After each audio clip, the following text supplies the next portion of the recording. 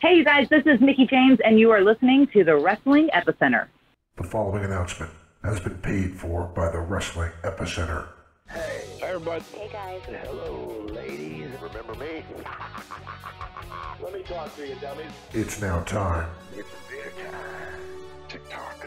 It's showtime. For the longest running wrestling talk show in history. We are huge. It's gonna be cool. You're where it's at. You smell like me. Tune in each and every week. And you better keep listening, or I'll come out of your computer and turn it on for you. or else I'm gonna kick your stinking teeth in. We've been known by a few names. The needs of the many far outweigh the needs of the few. The interactive interview. Interactive interview. Oh, yeah. Interactive interview. The interactive interview. Interactive interview. The interactive interview. Interactive wrestling radio. Interactive wrestling radio. Interactive Wrestling Radio. Interactive radio. Interactive Wrestling Radio. Interactive wrestling radio. The Blaze. Blaze 1260 AM. The Blaze. The Blaze. Blaze. The Blaze Rock. And a lot of other names. Weekend Warrior of Wrestling. The Pile Driver. The Epa Wrestling Center. 3 Count Wrestling. The Hours Lab. But it's all one show. The Wrestling Epicenter. Wrestling Epicenter. The Wrestling Epicenter. The Epicenter. Wrestling Epicenter, dude. The Wrestling Epicenter. Don't get off. And your host from day one, By ignorance or arrogance. James Walsh. Wake up, sleepyheads. I could care less. It all starts What a rush. Oh, Boomer Sooner. Thank you very much. I got 2 words for you. Thumbs down. Breaking necks and cashing checks. Now, I've heard a lot about you guys. Check it out. Get out of my face. You win! But I'm desperately out of time. So what you gonna do when Plays-A-Mania runs wild on you? now. Hello, everybody, and welcome to another edition of Interactive Wrestling Radio right here on WrestlingEpicenter.com. My name is James Walsh, and I am the Master of Ceremonies, and today we bring you a special one I had to work for a little bit because I really wanted to have Mickie James back on the show. I say back because we had her on when she released her first country album about 10 years ago, and here she is again. We're still here, and we're still doing it, and it was still a great honor to have on Hardcore Country Mickie James for an interview. One thing I want to mention, if you notice that I step on her a few times, I'm not trying to. There was a little bit of a deal where the conference line we were connecting through had like a second pause, so if it's a little bit awkward in places, that's why. I'm not usually like that. I think, I'm pretty conversational, but I think you guys will enjoy this chat. And of course, check out NWA EmPowerrr, pay-per-view, Fight TV, and the works. You can get it this weekend, which is Saturday, and then NWA 73, which is this Sunday. So that is, by my calendar, the 28th and 29th, a big NWA weekend of events. Ric Flair will be at NWA 73, as well as Mickie James taking on Kylie Rae. And of course, if you like the girls, EmPowerrr is the pay-per-view for you. That is a all-women's pay-per-view with females from all around the wrestling world, including AEW, Impact Wrestling, AAA, and of course the NWA as well. So check out NWA EmPowerrr and NWA 73 on Internet pay-per-view this weekend. And without any further delay, let's get you to your interview here on WrestlingEpicenter.com. And oh yeah, don't forget to hit subscribe and hit the like button. Leave us a comment. Let us know how you think we're doing. And of course, check out WrestlingEpicenter.com for all your wrestling needs. Hey, this is Madusa, M-A-D-U-S-A, made in the USA, baby. You are listening to Interactive Interview. Hardcore Country.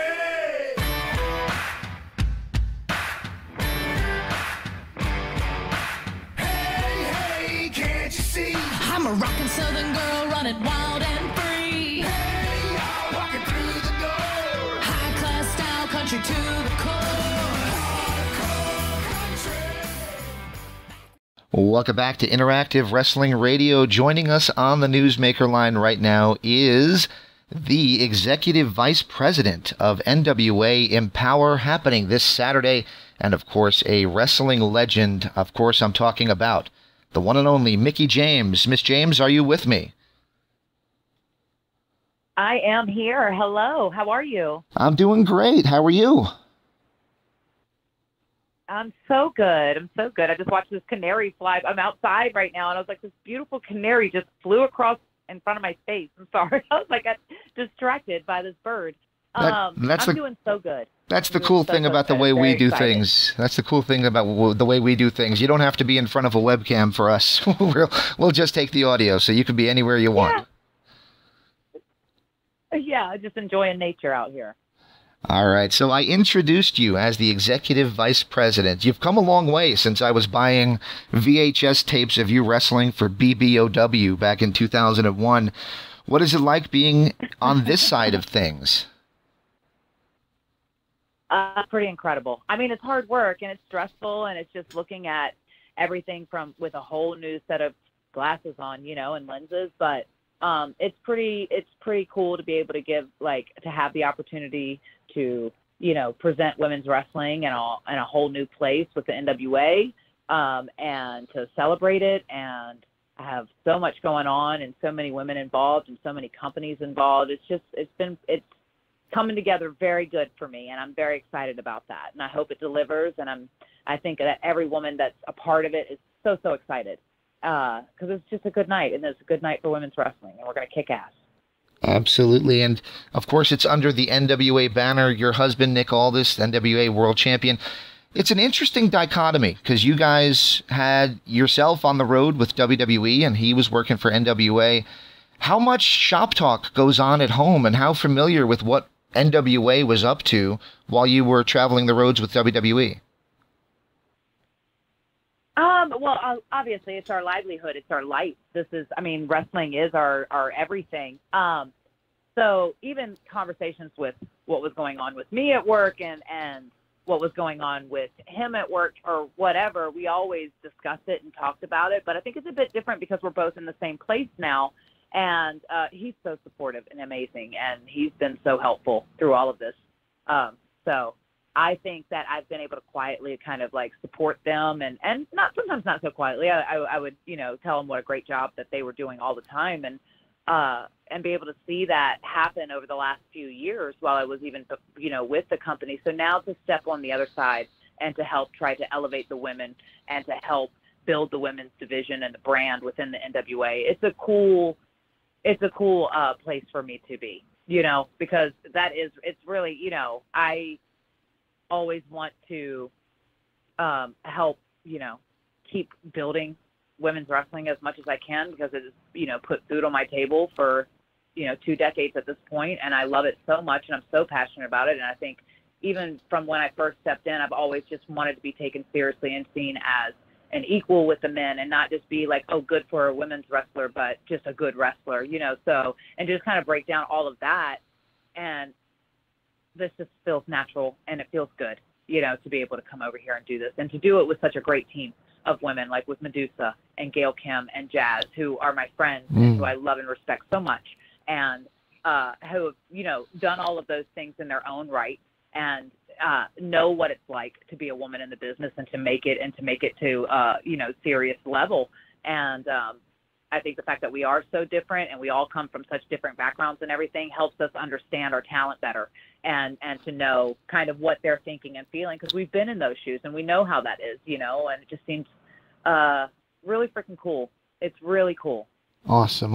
And another thing that's really cool is the name, NWA EmPowerrr. When I saw that, I thought, you know what? I couldn't think of a better name. That is the perfect name for this show.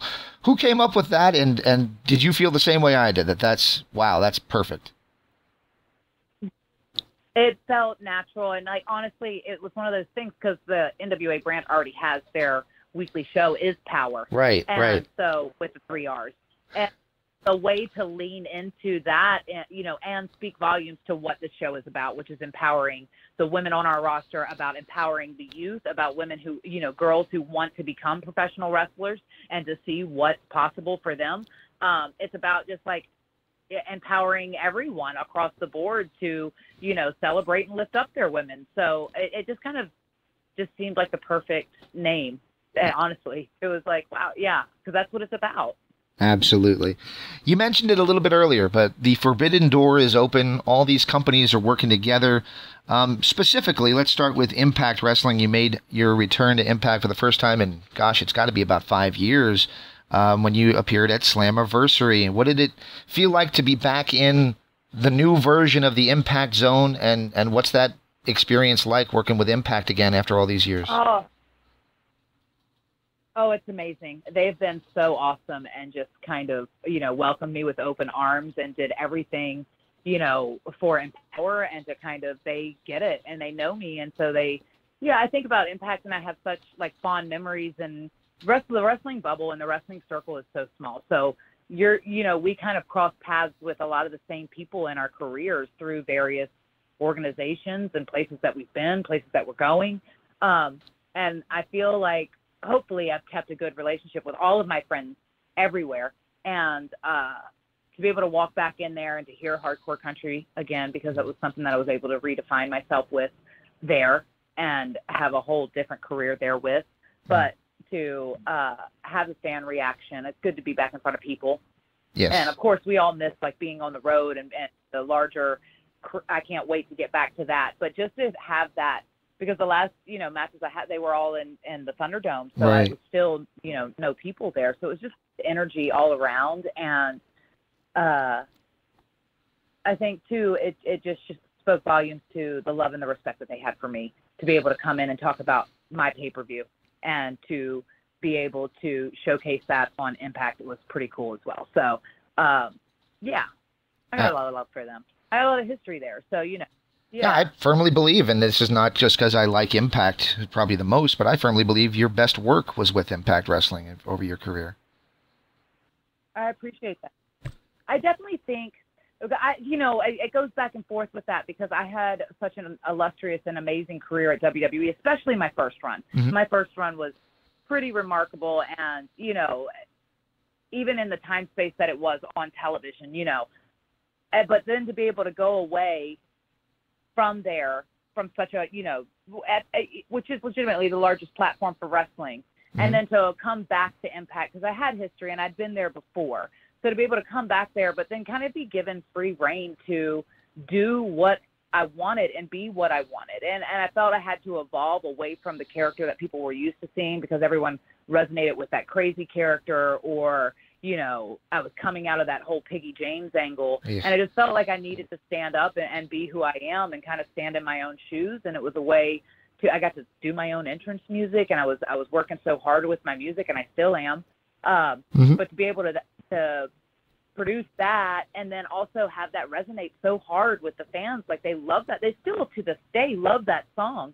And it's just great. It was really, really great. I got to do cool things, between hardcore matches and the steel cage match, right? Impact, and it was amazing. And I think back to those days, and I go, Impact was doing, stuff for the women long before it was like a thing, before it came more mainstream and the, give divas a chance and all of these things. And I think that they helped really start that push with a lot of things, because they were already doing it, and the women were getting 2 segments on the show and all of these opportunities that they weren't perhaps getting elsewhere.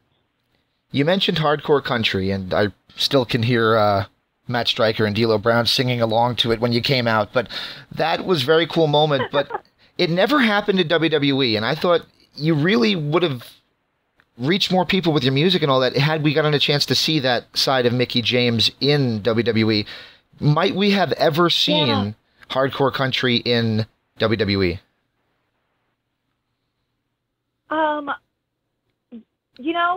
That's one thing. And I said this recently in an interview, when they go, "Oh, is there anything you would have done different?" And I said, I would have came back as hardcore. I would have came in as hardcore country Mickie James. I think that, and that was perhaps on me, because, even within what, when we were talking about me coming back or whatever, it was like, what do you want to do? Or who do you, I I didn't really think, because they weren't in a place at that time that they were using any of the stuff from Impact. That door wasn't really open for that yet. And I wasn't for sure if that's what they wanted. And I was I had pitched it several times, like perhaps to transition into the hardcore country character on television. And it wasn't really, I don't think they really understood it or got it, or maybe because it was too close to my success at Impact and they just didn't want to lean into that. But there were certainly times when I had pitched it after I had come back, like as a transition or a switch or a heel turn or something like that. But yeah, we just never did it. And I don't really know why. And I think that it would have been cool. I think it would have been a whole new audience that had not seen that character. So it would have been a way to present it in a WWE form. And we didn't, and that's okay. But I do think that it was a missed opportunity because we could have done some cool stuff with hardcore country. You know, you think about different characters for different peoples and how they evolve and kind of switch in and out of. And it just felt like hardcore country was more authentic to me now. You know, I completely agree. It's with who I am, because I am. I just felt like, and I felt like it resonated with a lot more people because I had evolved out of that boppy girl next door, happy to be here character with the bell bottoms and the fluff and the, you know, or the skirts or whatever. That was a little bit crazy, but not crazy, but maybe crazy. You know, there was like so many elements to her that when I stepped away and I was just able to be like, okay, I'm just going to be Mickie James. I'm going to be, you know, real and, you know, authentic and say what's on my mind. And if you don't like it, that's cool. And if you do like it, that's awesome. But, you know, and I just had more freedom and reins, and I felt like I felt more natural, and I didn't have to think as much once I stepped into her, just, you know, from that evolution, because I think that even when I was coming, I worked so hard on that crazy character and to try to be her, to even step out of those shoes and not be her anymore, to step into what babyface Mickie James would look like. That was a weird transition, you know, because I wanted to keep elements of the crazy in there because I was like, oh, that's what made me cool. That was a cool element. That's what has turned me. That's why the fans fell in love with me and have kind of, you know, aligned with me, is because they like that character and they get with that character. So, you know. All right. But so again, everything has to evolve. You have to go through the chapters, right? So good stuff. Awesome. And I promise we're going to circle back to EmPowerrr. We're not going to talk just about WWE, but I saw a post you did the other day, made me laugh, actually made me shoot soda out my nose. It was when you called Nick Khan a member of The Sopranos, big pussy. That was great. How do you react, though, when you get the Twitter trolls on there? The Twitter trolls on there that say, oh, well, she's just bitter. How do you react to people who say things like that? Well, I just don't think, you know, obviously they've never even, first off, it was funny. It was funny. I don't care who you are. That was, and if you didn't think it's funny, well, then we probably can't be friends, because I legitimately, it just popped me because I thought that he does favor that guy. He does favor that character on that show. And I thought it was entertaining. I thought it was funny.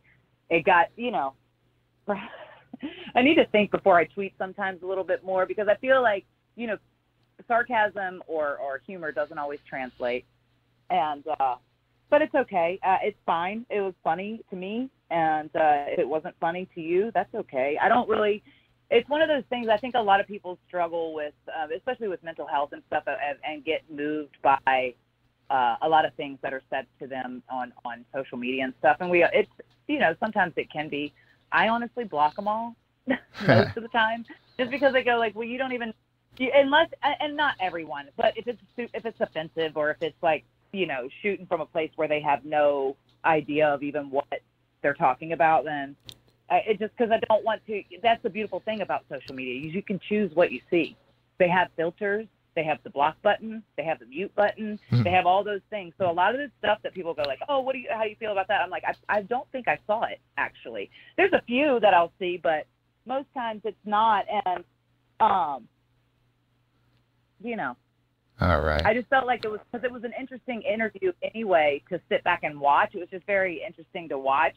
And so I thought it was, you know, I lightheartedly, or maybe not so lightheartedly, poked fun at something that I thought was fun. I thought it was entertaining, and I thought it would make a couple people laugh, and it did.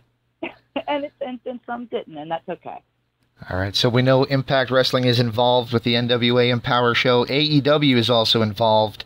And I know you've appeared on Impact, but did you ever want to add AEW Dynamite to your IMDb page and appear there to promote the show? Hey, I'm always open. I'm always open for business. For business.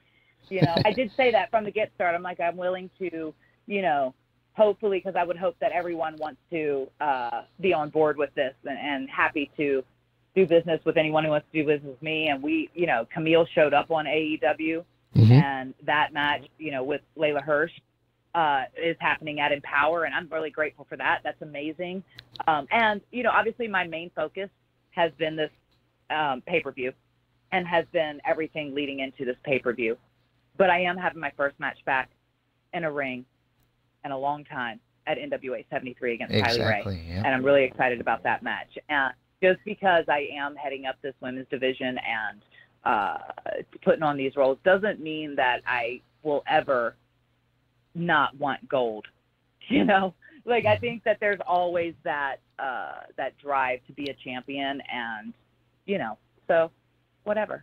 I'm excited about it. I'm excited about the future, but obviously, you know, a lot of my heart and my soul, and I think from what I've been, you know, fighting with and fighting for in the last couple of years, to be able to even be able to present this show on Saturday, I'm just beyond grateful, and I think that that is my main focus, and I want it to be a success, and I want people to love it and be behind it, because I think it's just the first of a lot of stuff to come, and I'm excited about that. What you just said kind of had me thinking, if Nick holds on to the title, which he probably will, and you challenge for the NWA title somewhere down the road, you could be his and her NWA champions. Yeah, we could. They could make like little wedding toppers, you know, of us as champions, put on your cake, and yeah, we could. It'd be like 20 pounds of gold in the household. That's your new reality show title. Yeah, 20 pounds of gold. Yeah, I love it. All right. Well, a couple more questions, and I promise I'll let you go because I know it's a busy media day for you. You mentioned Kylie Ray. Kylie Ray is going to be coming back as well. She's been gone for a little while, too. NWA 73. I loved the fact, in a recent interview, you mentioned the words "at the chase." To us old-time wrestling fans like myself, that means so much. In St. Louis, of course, I'm referring to. Yes. I just think the history that's been made there, and the history that's just been made in St. Louis as a whole, the whole city is buzzing. They're very excited. The hotel is excited. We're excited.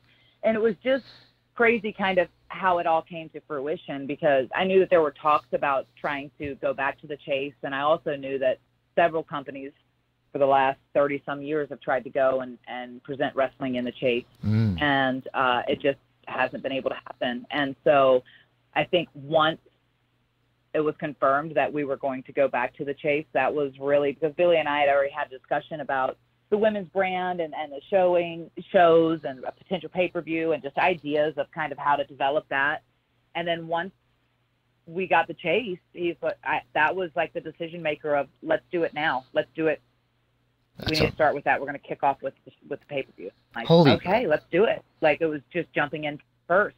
And it was beautiful, really. And I think to kick off such a nostalgic and historic weekend of not only the 73rd year of NWA, but of going back to the chase and wrestling at the chase. And I think what that meant to so many people, so many wrestling fans. And that's kind of the beauty of NWA, is like a lot of people, a lot of our fans go like, I used to watch this with my dad, or I used to watch this with my grandparents, or, you know, and now I can still go back and watch with my dad because it reminds him of the wrestling that he, you know, fell in love with. And you know, it's really cool, and it's really beautiful. And I think the fact that we've, you know, the NWA brand has kind of had this whole resurgence and been built back over the last, you know, 4 or 5 years or whatever, to where we're at now.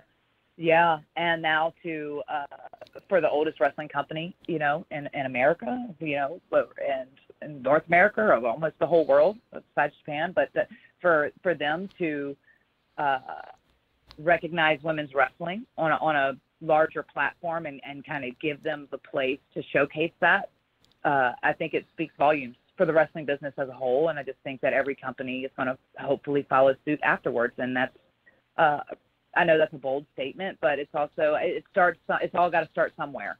And I'm glad that we're starting here. That's all I'm saying. Beautiful, beautiful. Perhaps final question for you, and it might be the match that I'm looking forward to most on the show, and that's going to be Deonna Purrazzo challenging, or actually Melina challenging Deonna Purrazzo for the Impact Wrestling title. Do you have maybe a special eye on that match? Might we ever see you want to challenge for the title you once held, that Knockouts title, ever again? Well, I think I've been very vocal, especially with Deonna's attitude, but I've been very vocal that I'm really rooting for my friend Melina to win this championship. I think that this is her first time ever making a showing in Impact Wrestling and being in the Impact locker room and setting foot out on the Impact stage, and it was a really cool moment. And I knew in my heart that it was going to be an amazing match, and the people would be excited about it because they've never seen it before.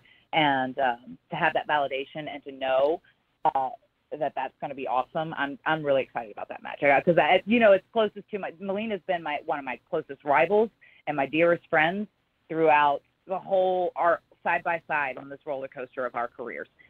So it's really cool, and it's really cool to be able to showcase that and present that match at EmPowerrr.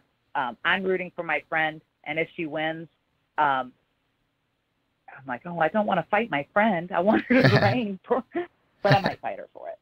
That's awesome. But I have no problem fighting Deonna for it. All right. Awesome. Final plug, if you mind. Would you like to promote any of the matches in particular you're looking forward to this Saturday night at EmPowerrr? I'm excited about every match on the card. I think every woman out there that on the show is excited, and they're going to kill it. They're all going to do remarkable.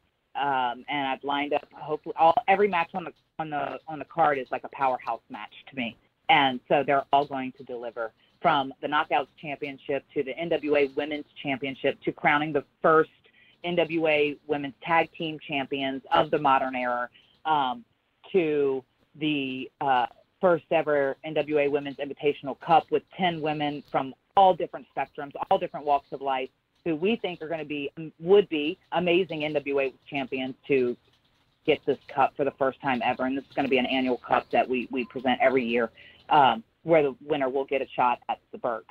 And so that's pretty awesome. And the battle of the brands, if you will, if that's what you want to call it, the Diamante versus from AEW versus Chica Tormenta from AAA versus our own Kylie Ray, who I'm wrestling the next night at NWA 73. So Kylie Ray from NWA, that's what's kicking off the show, and they're just going to start them off right. So,